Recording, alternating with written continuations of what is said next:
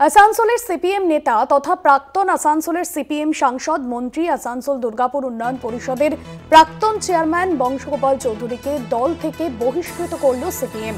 মহিলাগঠিত কারণেই বহিষ্কৃত করা হয় বলে সূত্র মারফত জানা গিয়েছে।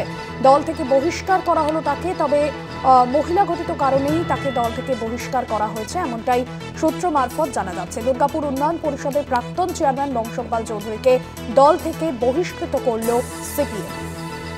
আসানসোলের সিপিএম সাংসদ মন্ত্রী আসানসোলের সিপিএম নেতা তথা প্রাক্তন আসানসোলের সিপিএম সাংসদ তথা আসানসোল দুর্গাপুর উন্নয়ন পরিষদের প্রাক্তন চেয়ারম্যানকে দল থেকে বহিষ্কার করল সিপিএম নেতৃত্ব। বিশেষ প্রতিনিধি অঞ্জন রায় রয়েছেন আমাদের সঙ্গে ফোন লাইনে। অঞ্জন দা, সিপিএম এর তরফে এই বিষয়টি জানানো হয়েছে, কি কারণে ঠিক বহিষ্কার করা হয়েছে তাকে? দেখো, তার সম্বন্ধে নির্দিষ্ট কিছু অভিযোগ ছিল এবং যিনি অভিযোগ করেছিলেন তিনিও সিপিএম এর একজন নেত্রী, মহিলা নেত্রী।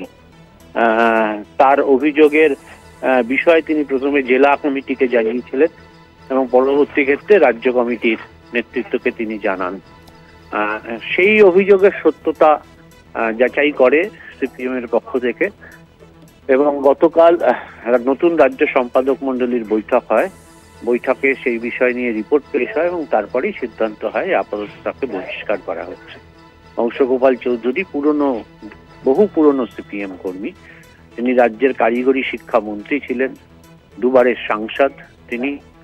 ফলে নিঃসন্দেহে এটা খুব বিস্ময়কর ঘটনা। পার্টির অনেকের কাছে এটা বিস্ময়কর লাগবে।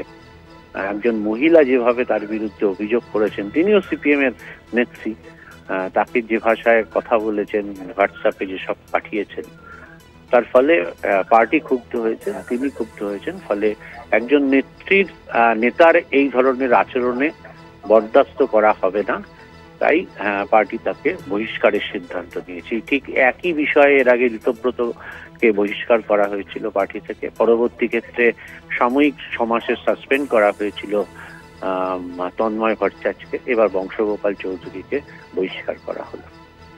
ধন্যবাদ অঞ্জন দা। বিশেষ প্রতিনিধি অঞ্জন রায় ছিলেন আমাদের সঙ্গে ফোন লাইনে।